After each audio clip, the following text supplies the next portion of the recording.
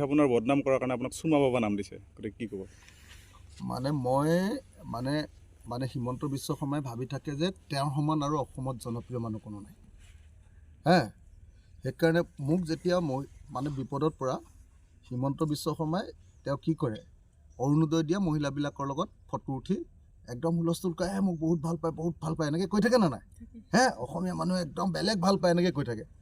মোক আকৌ কি হয়, শ্ৰমজীৱী মানুহ, কাম কৰি খোৱা মানুহবিলাকক বিপদত পৰিলে মই ওচৰলৈ যাওঁতে মহিলা মানে আকৌ মোৰ মাৰ বয়সৰ মহিলা, মোৰ আইতাৰ বয়সৰ মহিলা, তেওঁলোকে মোক সাৱটি ধৰে। আজিও কেইবাগৰাকী মহিলা সাৱটি ধৰিছে নে নাই বাৰু মোক? এতিয়া মোক কওকচোন, মোৰ মায়ে যদি মোৰ ইয়াত চুমা এটা খায়, সেইটো কিবা বেয়া কথা ভাবিবলগীয়া থাকে নেকি? মই যদি মোৰ মাক চুমা এটা খাওঁ, তেতিয়াহ'লে সেইটো কোনোবাই বেয়া কথা ভাবে নেকি? এনেকৈ বেয়া কথা ভবা মানুহটো ভাল মানুহ নে বেয়া মানুহ নিজে কওক। সিহঁতি ইতৰ প্ৰাণী যোনে এনেকৈ কথা কয় নহয়, যে বয়সীয়া মহিলা এগৰাকীক, মাৰ সমান মহিলা এগৰাকীক যেতিয়া মই শ্ৰদ্ধা কৰোঁ, মৰম কৰোঁ, কপালত এটা চুমা খাওঁ, পৃথিৱীৰ চব মানুহে জানে যে কপালত চুমা খোৱা কথাটো হ'ল শ্ৰদ্ধা কৰা। সিহঁতৰ ভিতৰত এইটো নায়েই, এতিয়া অকল টকা পইচা সোমাই গ'ল। মৰম চেনেহ ভালপোৱা শ্ৰদ্ধা এইবিলাক বুজি নোপোৱা হৈ গ'ল।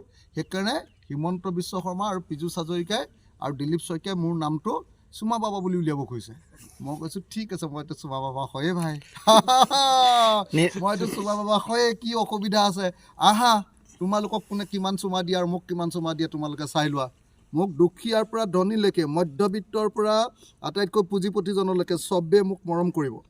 হিমন্ত বিশ্ব শৰ্মাক অকল যিবিলাকক হিমন্ত বিশ্ব শৰ্মাই হেৰি দিছে, কি কয়, কিবা এটা সহায় কৰি দিছে পইচা চইচা দি, সিহঁতেহে ফটোটো উঠে।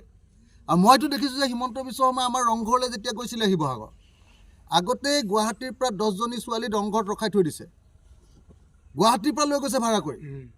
গৈ যেতিয়া হিমন্ত বিশ্ব সোমাইছে, সেই ছোৱালীকেইজনী একদম ফটো তোলা এনেকৈ চেল্ফি তোলা ভাও দিছে। এইটো ফিটিং মাল, বস্তুটো বুজিছেনে নাই? আমাৰতো ফিটিং চিটিং নাই। আমি আহি গৈছোঁ, জাপ মাৰি পৰিছোঁ, মানুহৰ বিপদ হৈছে জাপ মাৰি পৰিছোঁ, ৰাইজৰ লগত আছোঁ। ৰাইজে কোনোবাই মৰম কৰিছে, কোনোবাই গালি দিছে, কোনোবাই ধমকি দিছে, কোনোবাই খেদাও দিছে, চব আছে আমাৰ লগত। আমি মানুহ হয়, মানুহৰ বিপদৰ আপদত থাকোঁ। কাইলৈ ইয়াত কোচ ৰাজবংশী মানুহৰ বিপদ হওক, মোৰ বাহিৰে অসমত অহা মানুহ কোনোবা থাকিব নেকি আপোনালোকে চাই লওক। আজি কোচ ৰাজবংশী মানুহে জনজাতিকৰণৰ কাৰণে দাবী কৰিছে, মোৰ বাহিৰে কোনোবাই দৃঢ়তাৰে বিধানসভাত কৈছে নেকি যে কোচ ৰাজবংশীক জনজাতিকৰণ দিবই লাগিব? আছে নেকি কওক আপোনালোকে? বেলেগ কথালৈ নুলিয়াব, আপুনি শুনি লওক কথাটো, আপোনালোকে নিজে শুনি লওক। একদম কোচ ৰাজবংশী, চাহ জনগোষ্ঠীৰ জনজাতিকৰণ কৰিম বুলি কোনোবাই কৈছে নেকি আদিবাসীবিলাকৰ?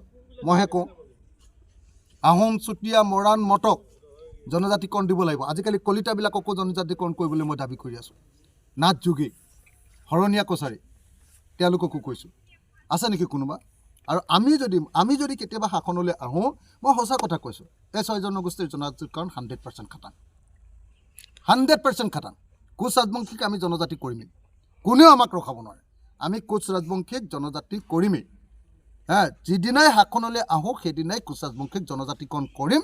কোনোবাই ভাল পায় বেয়া পায়, তাৰ কাৰণে অসমত কোনোবাই যদি নাথাকে গুচি যাব পাৰিব, কিন্তু কোচ ৰাজবংশীক জনজাতিকৰণ কৰিম।